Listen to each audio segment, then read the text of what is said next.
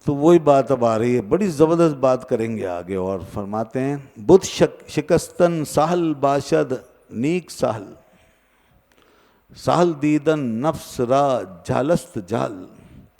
فرماتے ہیں یہ بت کو توڑنا تو آسان ہے بھائی، بت شکستن سہل باشد، یہ بت کو توڑنا it is easy to break the idol, اس کو توڑنا آسان ہے، it is not hard, not difficult, very easy, so easy. نیک سال بہت ایزی ہے، ویری ایزی، کوئی مشکل نہیں ہے، بتوں کو توڑ دو۔ تو کیا لوگوں کے اندر کا بت مٹ جائے گا؟ نہیں مٹے گا۔ بظاہر بت اسلام میں بھی گرائے گئے ہیں، لیکن صرف اتنا نہیں کیا اللہ کے رسول نے کہ بت گرا گرا کے آ گئے، اتنا نہیں کیا، معاشرے کو بھی بدلا ہے نا۔ وہاں سے ابو جہل ابو لہب کے بت بھی نکالے ہیں، اندر سے بو جاہلیت بھی نکالی ہے، دور جاہلیت ہی کو بدل کے رکھ دیا، دور جاہلیت کو دور علمیت میں بدل دیا۔ اور جہاں ابو جہل کا کردار تھا چھایا ہوا، وہاں ابو بکر صدیق کا کردار دنیا کے سامنے آ گیا۔ جہاں ابو لہب بدماشیاں کرتا پھرتا تھا، وہاں سیدنا فاروق اعظم کی جلالت کا آفتاب طلوع کروا دیا، وہاں مولا علی کے علم و حکمت کے جو ہے آسمان قائم کروا دیے، ساری جہالتیں مٹا دیں، دور جاہلیت کو دور علمیت سے بدل دیا۔ تو یہ ہوا ہے، پھر وہ بت گرائے، ٹھیک ہے، وہ ایک ظاہری علامت ہے شیطان کی، اس کو مٹایا جائے گا، لیکن اس کے ساتھ اور بغیر اس کے جو صرف اوپر سے ہی کرتے، جو ابھی بتایا میں نے، اوپر سے صرف علامتیں ٹھیک کرنے میں لگے رہتے ہیں، نشانات بدلنے میں لگے رہتے ہیں، اور صرف فیس بیوٹیفیکیشن ہوتی رہتی ہے، تو اس سے کوئی فائدہ نہیں۔ بت شکستن سہل باشد نیک سال، غالب کا ایک بڑا پیارا مصرع ہے نا، شعر ہے پورا، اس کا ایک مصرع بڑا شاندار، ہم ہیں تو ابھی راہ میں سنگ گرا اور، ہم ہیں تو ابھی راہ میں ہیں سنگ گرا اور۔ پہلا مصرع کچھ اس طرح ہے کہ کس قدر سبک ہوئے ہم بت شکنی میں، یعنی ہم بت شکنی میں کتنے تیز ہیں، اوپر سے بت گرانے میں، نشانیاں مٹانے میں، جھنڈے بدلنے میں، رنگ بدلنے میں، اور ہم ہیں تو ابھی راہ میں سنگ گراں اور۔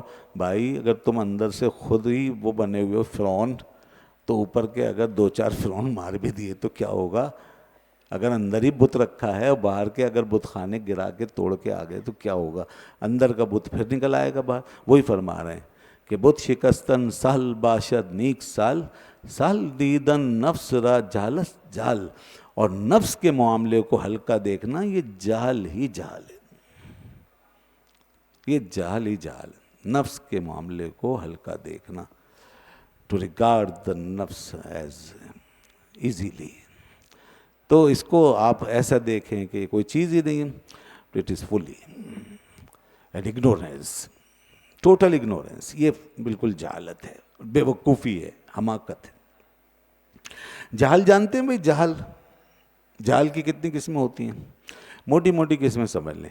ایک ہوتا ہے جہل بسیط، جس کو کہتے ہیں سمپل اگنورینس، سمپل اگنورینس، جہل بسیط جو عام ہوتا ہے، مطلب ایک آدمی نہیں جانتا، ٹھیک ہے، اور وہ جانتا ہے میں نہیں جانتا ہوں، ٹھیک ہے، یہ عام ہے، اس کو کہتے ہیں جہل بسیط، سمپل اگنورینس، یہ قابل اصلاح ہے، اس کی اصلاح ہو سکتی ہے۔ ایک ہوتا ہے جہل مرکب، اس کو کہتے ہیں کمپاؤنڈ اگنورینس، کمپاؤنڈ اگنورینس، یہ ٹپیکل ہوتا ہے، کمپاؤنڈ ہوتا ہے، یہ کچھ چیزیں جمع ہو جاتی ہیں اندر، اور اس کی صورت یہ ہوتی ہے کہ ایک آدمی نہیں جانتا مگر وہ یہ بھی نہیں جانتا کہ میں نہیں جانتا۔ ہاں، ایک پہلے والا جہل تو یہ تھا کہ وہ جانتا ہے کہ میں نہیں جانتا، میں جاہل ہوں، لیکن یہ جو جہل مرکب ہے، کمپاؤنڈ اگنورینس، یہ ایسی چیز ہے کہ اس میں آدمی یہ بھی نہیں جانتا کہ میں نہیں جانتا، بلکہ وہ یہ کہتا ہے میں جانتا ہوں۔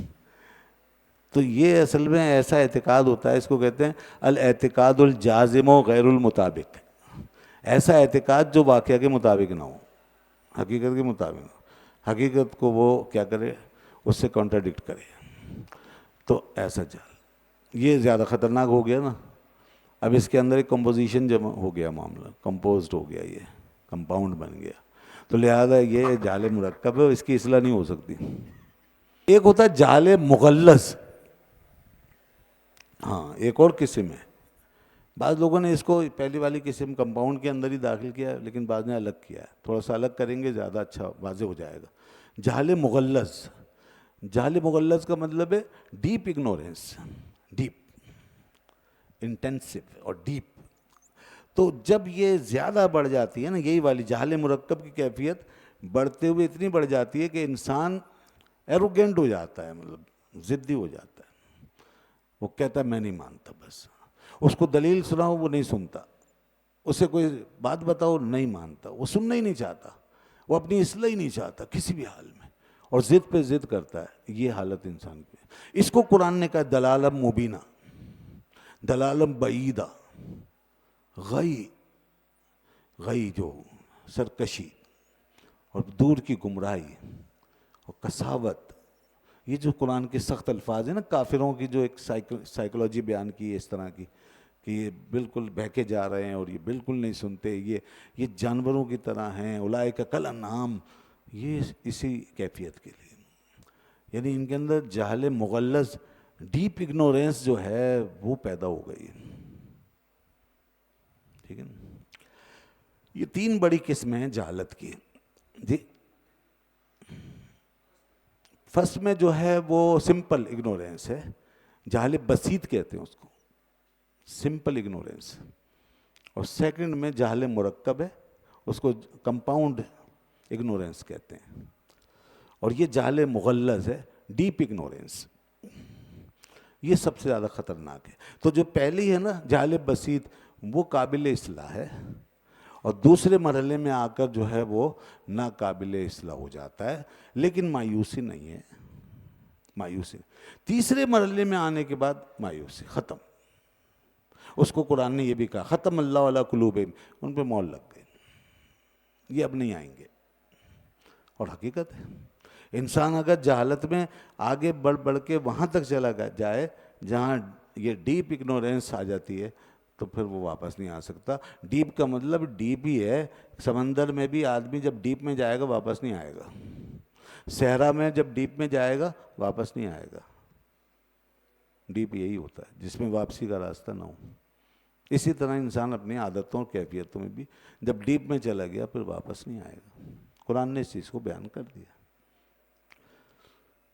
अब कुछ किस्में जहालत की वो ज़िमनी है, फ़ुरोइक नौइयत की, वो भी बता देता हूँ ताकि इसका थोड़ा सा एक हुक्म भी वाज़ेह हो जाए। और एक होता है, अब इसके ज़िमन में जाहल तकसीरी, जाहल तकसीरी कहते हैं उसको, ता काफ स्वाद कसूर से बना है तकसीरी, जाहल तकसीरी।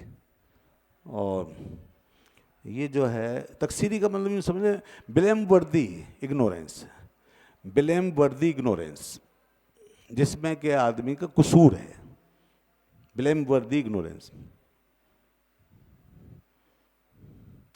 तो ब्लेम वर्दी इग्नोरेंस का मतलब है जाहल तकसीरी कि जब आदमी जहालत में हो और अपनी इस्लाह ना करे, यानी उस जाल को दूर ना करे, तो ये जाहल तकसीरी है। अब ये आम जो लोगों का हाल है ना इस वक्त मुस्लिम सोसाइटी में, कि ना तो कुरान उसकी तालीम लेते हैं, ना हदीस, ना कहीं सीखते हैं, ना सुनते हैं, ना दीन को हासिल करना चाहते हैं, ये सब जाहल तकसीरी है कि जिस जहालत में पढ़ें उसमें पढ़ें। नमाज अगर नहीं आती तो नहीं, कोई बात नहीं, सब चल रहा है इसी तरह बगैर इल्म के चल रहा है, तो सीखते नहीं, ये जाहल तकसीरी है और ये ब्लेम वर्दी है। इसमें उन पे इल्ज़ाम आएगा, यानी इसमें उनका कसूर है, और ये फिर इस पे सवाल होगा अल्लाह के यहाँ कि सीखा क्यों नहीं। जी हाँ, सिंपल जो है वो भी मतलब ये उसी के ज़िमन में बता रहे हैं हम, ये इसकी शाखें हैं, वो बड़ी बड़ी जो मेगा तकसीम है ना वो है, तो मेन स्ट्रीम वो है। और फिर उसके ज़िमन में हम एक फ़र्क करने के लिए कि जैसे अब जाहल तकसीरी में का हुक्म निकाल रहे हैं हम अलग से कि ऐसे लोग जो ये इस तरह की जहालत का शिकार हैं तो वो कसूरवार हैं। और दूसरा है जाहल कसूरी, जाहल कसूरी, जाहल कसूरी का मतलब ये है कि जिसमें आदमी जिस जहालत में बेकसूर है उसका अपना कोई अमल दखल नहीं है, تو جیسے مثال کے تو بچہ ہے چھوٹا، اسے نہیں معلوم تو اس میں کوئی قصور نہیں، اس کو جاہل قصوری کہیں گے. یا جیسے آدمی ابھی ابھی مسلمان ہوا ہے، ٹھیک ہے، اور اس کو بہت سی چیزوں کو نہیں پتہ، تو اس کو جاہل قصوری کہیں گے. ٹھیک ہے نا، اس کو ہم جاہل قصوری کہیں گے. جاہل تکثیری اور جاہل قصوری میں یہ فرق ہے. اب یہ فرق بتانے کے لیے تقسیم کی ہے، ورنہ اصل تو تقسیم وہی ہے جو مین تقسیم ہے بڑی، تو یہ اسی کے اندر آ جائے گی پھر.